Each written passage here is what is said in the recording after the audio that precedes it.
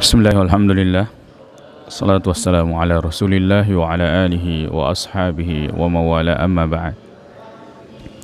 Alhamdulillah, kasiki pay melo mangkalinga pakutana retujuna agama na hong Allah subhanahu wa ta'ala na umuare na wareki hong Allah subhanahu wa ta'ala taufik untuk menjawab pertanyaan-pertanyaan memuari weddingi mencari padisenga mabaraka makoto paneritu napa pole amalak madeceng na toruntu imati resurmunrin fong Allah subhanahu wa ta'ala apalanna. Baik, pagutana mamulanna makada bagaimana hukum membaca Al-Fatihah sebagai makmum. Rilalanda yewe masalah nasi salangi pandirata. Engkau makada membaca surah Al-Fatihah hukumnya wajib pada semua salat. Dalilena yang itu makada Nabi Muhammad sallallahu alaihi wasallam la salata liman lam yaqra bi Fatihatil kitab. Makada de nasa sempajanna ya orang yang tidak membaca surah Al-Fatihah. Kemudian yang lain mengatakan pendapat yang lain mengatakan tidak wajib, kalau sebagai makmum itu tidak wajib ya, membaca surah Al-Fatihah. Di antara dalilnya maka ada hadis yang dihasankan oleh sebagian ulama, man kana lahu imam fa qira'atuhu fa inna qira'atil imami lahu qira'ah. Atau kama qala Rasulullah SAW, siapa yang bermakmum maka bacaannya sudah ditanggung oleh imam. Hal ini juga didasarkan dengan firman Allah Subhanahu wa taala, maka fa idza qara'tal qur'ana fasta'id billahi bukan fa idza quri'a alaihimul qur'an fa idza quri'a alaihil qur'an فإذا قرئ عليهم القرآن فاستمعوا له وأنصتوا لعلكم ترحمون. Ya, فإذا قرئ القرآن فاستمعوا له وأنصتوا لعلكم ترحمون. Apabila dibacakan Al-Quran maka dengarkanlah dan diamlah. Ya, jadi kalau dibaca Al-Fatihah kita diam dan mendengarkan. Ini kiasi saya pandritata makada narik kosempajang yang dikeraskan suara jahriyah itu tidak perlu membaca surah Al-Fatihah ya. Tapi kalau salat sirriyah tidak diperdengarkan suara, yaitu salat zuhur dengan salat asar, maka kita makmum wajib membaca surah ya Al-Fatihah, wajib membaca surah Al-Fatihah. Jadi yaro tujuan nabi panditata mengatakan, ada yang mengatakan wajib, ada yang mengatakan tidak wajib, ada yang mempertemukan dua pendapat ini, yaitu kalau jahriyah dikeraskan tidak perlu membaca Al-Fatihah, kalau sirriyah wajib membaca surah Al-Fatihah. Wallahu a'lam. Kemudian fakultas selanjutnya makada tiga dia kelompok yang selamat atau al-firqatun najiyah. Yang selamat adalah kelompok yang berpegang teguh kepada Al-Quran dan hadis-hadis yang sahih dari Rasulullah sallallahu alaihi wasallam, dasarkan pemahaman dan pengamalan para sahabat ridwanullahi alaihim.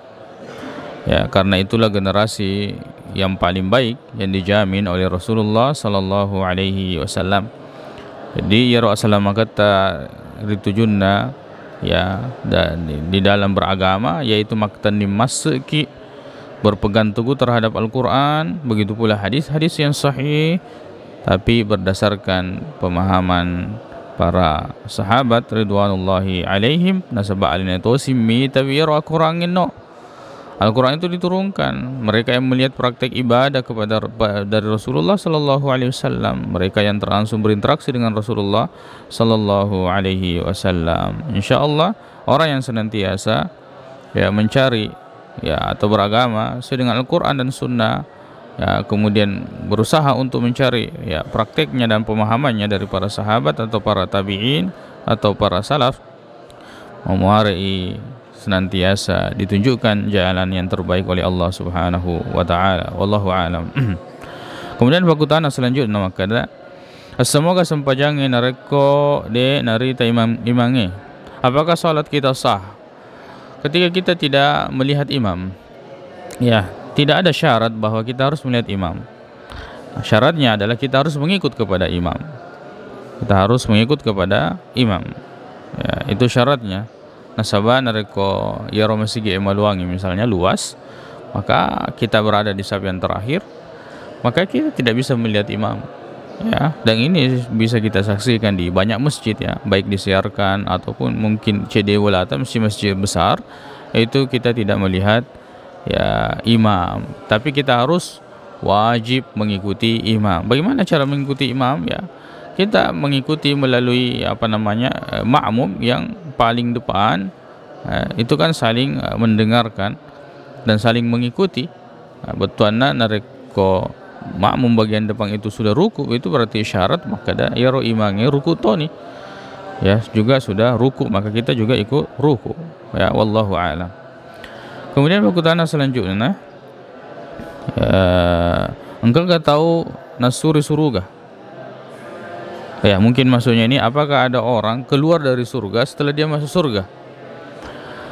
Dia gak dalil masalah yang ada adalah penghuni neraka keluar dari neraka dan masuk surga. Dalam hadis yang masyhur, yang sahih, bahwa yang berbicara tentang orang yang terakhir keluar dari neraka dan masuk surga, itu dari umat Rasulullah sallallahu alaihi wasallam. Ya, adapun yang ada dalilnya yang pernah masuk surga kemudian keluar dari surga, yaitu Adam dengan istrinya, Nabi Adam dengan istrinya. Selain daripada itu, dia gak ada dalile. Allahu a'lam lana yewe masalah.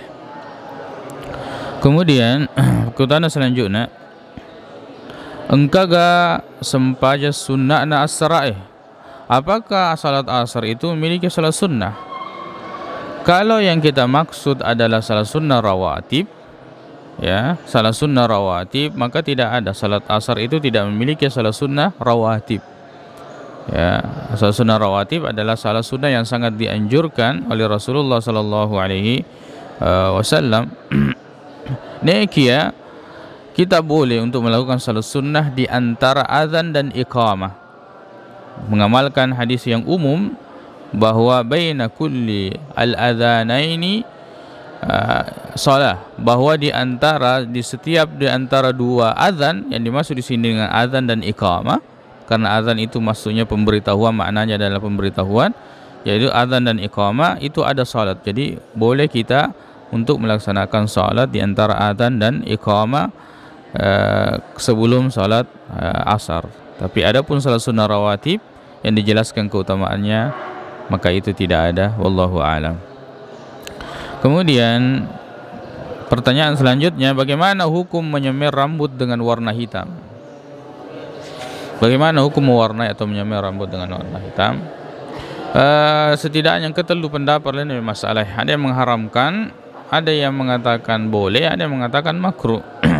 Nah, yang mengharamkan itu sini dalilnya rekomah kita kiara kada aku tenangi pada ya pandita hadis tak, maka semua hadisnya itu dhaif. Semua hadisnya dhaif yang berbicara larangan tentang menyemir rambut dengan warna hitam. Pendapat yang saya pilih wallahu a'lam, yang itu boleh.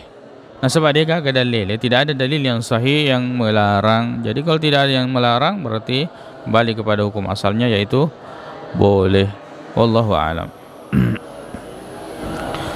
Kemudian pertanyaan selanjutnya, apa hukum keputihan bagi perempuan? Hukum keputihan bagi perempuan tidak najis, tidaklah najis. Nah, sebab magai ini adalah masalah yang dialami oleh perempuan. Bahkan ketika perempuan itu hamil, maka ini adalah masalah yang dialami oleh perempuan bahkan di zaman Rasulullah sallallahu alaihi wasallam. Jadi masalah ini nasepan ditata mas'alatun ta'ummu bihal balwa, bertuana masalah yang dialami oleh banyak perempuan atau semua perempuan, tapi dia gaga dalil dari Nabi sallallahu alaihi wasallam yang menjelaskan bahwa itu adalah najis. Kalau tidak ada dalil yang menjelaskan bahwa itu adalah najis, berarti ya bukan najis. Nasabah seandainya itu najis akan dijelaskan oleh Rasulullah sallallahu alaihi wasallam, karena tidak boleh mengakhirkan penjelasan padahal masalah itu adalah masalah yang sangat penting. Adapun kaidah para ulama yang mengatakan bahwa kullu ma kharaja minas sabilaini fahuwa najisun, apa saja yang keluar dari dua jalur yaitu kubul dan dubur itu adalah najis, maka itu bukan hadis dari Nabi sallallahu alaihi wasallam. Dan ketika diteliti bahwa tidak semua yang keluar dari kemaluan itu adalah najis, maka dalam masalahnya najis engkau pada dalilina yang sahih dari Rasulullah sallallahu alaihi wasallam, ya wallahu a'lam. Kemudian perkutana selanjutnya, maka apa hukum memakai surban? Hukum memakai surban bukan sunnah, bukan sesuatu yang dianjurkan. Dia gak ada dalil dalam masalah. Atau kita bisa katakan bahwa semua dalil yang berbicara tentang keutamaan surban itu semuanya adalah hadis yang lemah, yang dhaif. Ya, itu dijelaskan oleh para ulama. Jadi surban itu lebih pada pakaian kaum pada saat itu. Jadi narekomendasi kita, bahkan orang-orang kafir di zaman Rasulullah sallallahu alaihi wasallam itu juga memakai surban. Jadi itu adalah pakaian kaum pada saat itu. Neki ya, narekomendasi misalnya ada seseorang ya sangat cinta dengan Rasulullah sallallahu alaihi wasallam, membaca tentang penampilannya dan pakaiannya sehingga dia mengikuti cara berpakaiannya Rasulullah sallallahu alaihi wasallam, ya memuarai runtui apalang nasabah maka cuy lori nabita Muhammad sallallahu alaihi wasallam, walaupun sebenarnya itu tidak pernah dianjurkan atau tidak ada hadis yang sahih yang menganjurkan untuk memakai surban, wallahu a'lam. Kemudian fakutana selanjutnya, maka da pura ni natalbaini natalutaung tapi mailo pa masilisung. Wadi moga. Seorang laki-laki yang sudah mentalak istrinya sudah 3 tahun atau mungkin lebih, kemudian dia ingin kembali, apakah boleh? Ya, boleh. Kalau itu masih terhitung sebagai talak satu dan tidak ada laki-laki yang melamarnya atau yang menikahinya pada waktu itu dan masih pada hubungan suami istri pada suami yang kedua. Ya, jadi kalau misalnya dia mentalak istrinya, ya talak satu, ya, kemudian habis masa iddah, maka dia harus menikahinya, ya seperti dia menikahi di awal mulanya. Jadi dia harus siapkan walinya, dia harus siapkan saksinya, dia harus ada maharnya, ya terjadi akad nikah seperti pertama kali ia melakukan akad nikah, seperti pertama kali ia melakukan akad nikah. Wallahu a'lam. Ya. Kemudian pertanyaan selanjutnya, bagaimana hukum orang puasa tapi tidak salat? Bagaimana hukumnya orang puasa tapi tidak salat? Dosanya besar, termasuk orang yang fasik. Ini pendapat jumhur. Selesai pendetata maka dan asuri wi agama selengenge dasarkan dalil-dalil yang kuat. Khilaf di antara ulama tentang hukum orang yang meninggalkan salat, ya, orang yang meninggalkan salat. Tapi adapun puasanya sah. Ya rosampajana sah. Kalau kita mengambil pendapat jumhur bahwa dia itu tergolong sebagai orang fasik yang melakukan dosa yang sangat besar. Nikian ada kodiolero pendapat pandita makada nasuri agama selengenge, misalnya dia nasempanya karena dia mengingkarinya, maka berarti kau nasuri agama selengenge berarti dia gagana nasa sinina amala madecenge ia napa boleh, tidak ada ibadah yang diterima apa yang dia laksanakan. Wallahu a'lam. Kemudian bakutana selanjutnya makada bagaimana hukum, bagaimana talak orang yang marah? Apakah jatuh talaknya orang yang marah?